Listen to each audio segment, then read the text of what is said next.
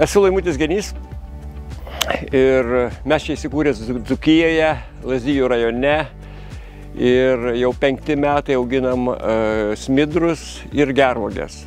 Smidrai maždaug 70 arų plote, o gervuogės pusės hektaro plote. Iš tikrųjų, 20 daugiau metų dirbau žurnalistikoje įvairiuose, kaip sakyt, darbuose ir įvairiuose laikraščiuose, leidiniuose. Buvo labai intensyvus gyvenimas. Atėjo laikas, kada žmogus pagalvoja, kad galbūt reiktų truputėlį keisti viską ir daugiau galbūt fizinio darbo, daugiau kažkokio kitokio gyvenimo. Miestas iš tikrųjų slegia.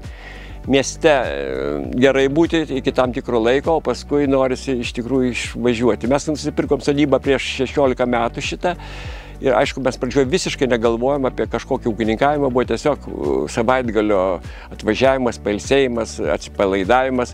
Bet paskui kažkaip tos žemės buvo 3 hektarai, buvo kaimynui išnuomota ta žemė. Galvojom, kodėlgi mes gal patys galėtumėm kažką pasidaryti. Nusprendėm, kad mes čia apsigyvensim ir kažką veiksim, nes kažką reikia veikti. Tada pradžioje pasisodinam smidrų, 10 arų, kaip pasibandymui. O paskui praplėtėm smidrų ūkį iki dar daugiau negu pusę hektaro pasipildėm. Ir tada antras projektas buvo gervuogės.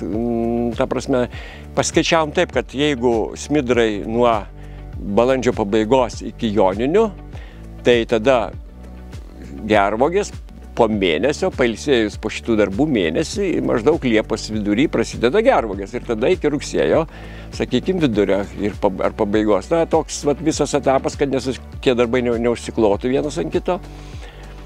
Ir dabar jau 4 metai, jau realiai 4 metai mes jau tą ir darom. Pas mus yra 5 rūšių gervuogių krūmai, pačios ankstyviausios, kelios 2 rūšys, paskui vidutinė ir yra vėlyvosios. Taip mes pasisodinom, kad būtų, žodžiu, tas sezonas prasitęstų ir ne iškart vienu metu visos gervuogės būtų subrendusios. Pardavimas vyksta tiesiog individualia tvarka. Yra druskininkai šalia, yra druskininkose restoranai ir kavinės, kurios labai mielai ima, kadangi regione labai nedaug kas augina gervuogės. Ir mums čia jokių problemų. Taip pat Vilniaus važiuoja į Vilnius ir praktiškai viskas. Šiai dienai neturim jokių problemų su realizacija. Yra šaldymo, automobilis su šaldymo įranga, įsidedi visas gervuogės į automobilį, nustatai 5 laipsnius ir važiuoji ir nuveži kokybišką uogą. Gervuogė yra ta uoga, kuri dar mūsų žmonėms nėra iš tikrųjų gerai pažįstama, nėra įprasta ir už tai pirmiausia ją reikia paragauti. Kai žmonės paragauja uogą, jie iš karto supranta, kad tai yra labai geras dalykas ir būtinai pas mus sugrįžta.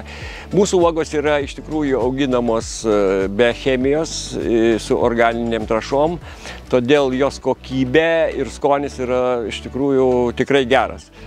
Ir dar kitas dalykas tai, kad mes labai greitai ją realizuojam. Jinai nesuspėja pakeisti savo skoninių savybių ir praktiškai per parą jinai pasiekia žmogų. Tai irgi kokybės garantas tam tikras.